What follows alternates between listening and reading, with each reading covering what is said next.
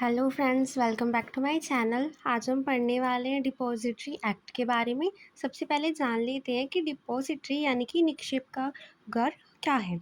और depository is a financial institution that hold securities like share, bonds etcetera in electronic यानी कि dematerialised form and facilitates their smooth transfer and settlement.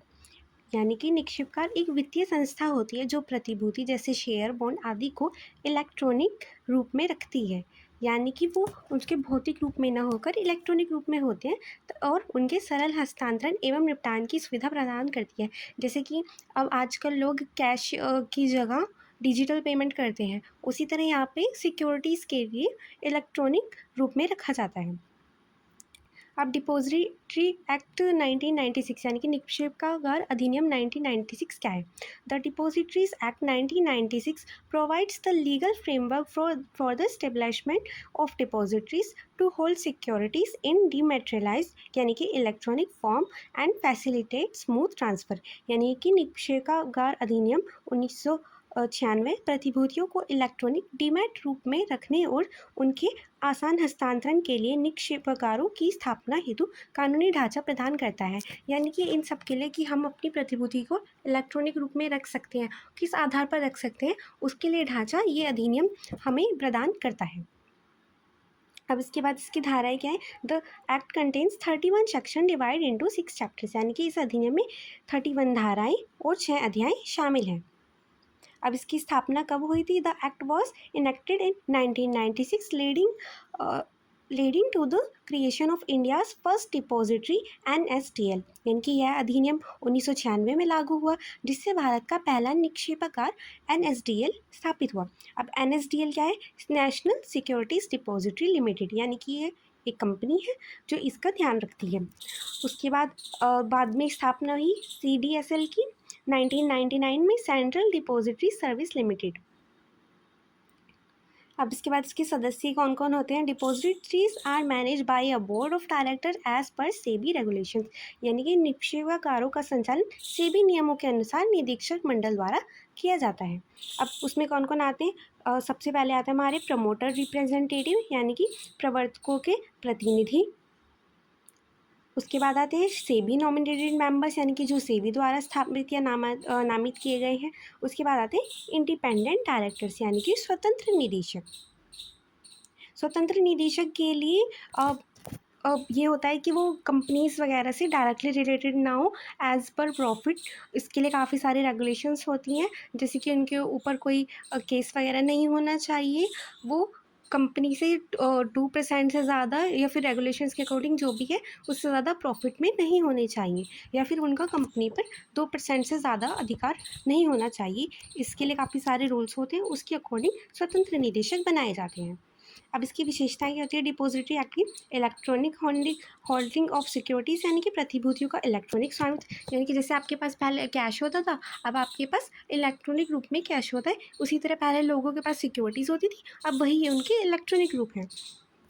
इसके बाद eliminates risk related to physical certification यानी कि भौतिक प्रमाण पत्रों से जुड़ी जोखिमों को समाप्त करता है। यानी कि अब आपको भौतिक बनाने की ज़रूरत नहीं होती। जैसे कि पहले लोगों को चेक बनाने की ज़रूरत होती थी, अब वो सीधा ट्रांसफ़र कर सकते हैं। ऐसे ही पहले लोगों को भौतिक रूप में सर्टिफिकेट बनाने की ज़रूरत होती थी, अब वो वही चीज़ इलेक्ट्रॉनिक रूप में कर सकते हैं। उसके बाद फास्ट एंड इफिशिएंट सेटलमेंट यानी कि तेज़ और प्रभावी निपटान।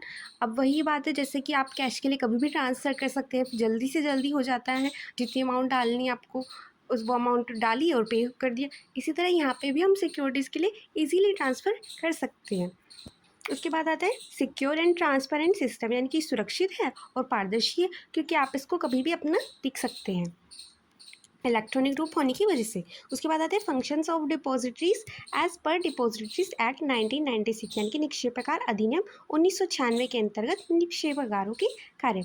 अब ये इसमें क्या होता है? डीमेटेरियलाइजेशन ऑफ सिक्योरिटीज़ यानी कि प्रतिभूतियों का डीमैट रूप में परिवर्तन करना। अब डीमैट का क्या मतलब है? Converting physical certificates into electronic form. यानी कि जो आपके पास भौतिक प्रमाण पत्र है, जो आपके पास रियल में प्रमाण पत्र हैं, आप उनको इलेक्ट्रॉनिक रूप में बदल रहे हैं। भौतिक रूप का मतलब है आप उनको देख सकते हैं, उनको टच कर सकते हैं, और इलेक्ट्रॉनिक रूप का मतलब है कि वो आपके पास इलेक्ट्रॉनिक रूप में हैंगे यानी कि डिजिटल है।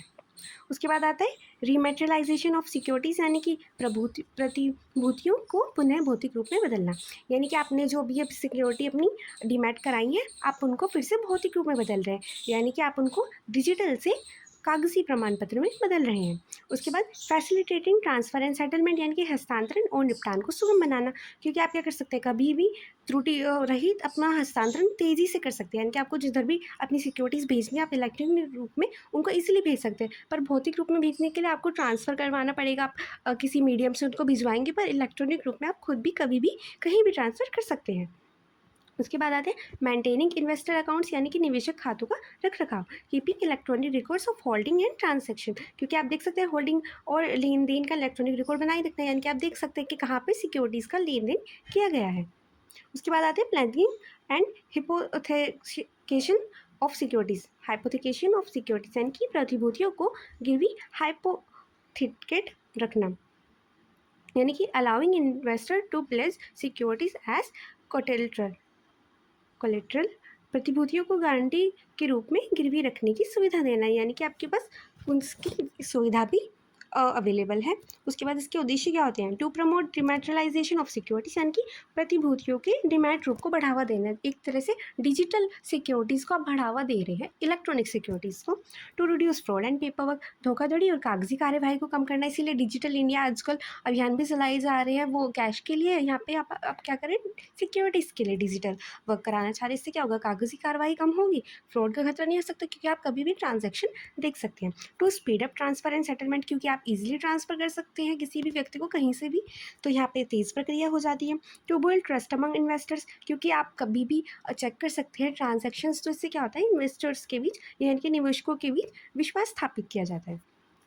उसके बाद इसकी पावर्स क्या होती हैं डिपॉजिटरी एक्ट की, maintain records of security in electronic form, यानी कि प्रतिभूतियों का इलेक्ट्रॉनिक रिकॉर्ड रूप में रखना, यानी कि ये इसके अंतर्गत आता है डिपॉजिटरी एक्ट की, कि आप अपनी प्रतिभूति को इलेक्ट्रॉनिक रूप में रख सकते हैं।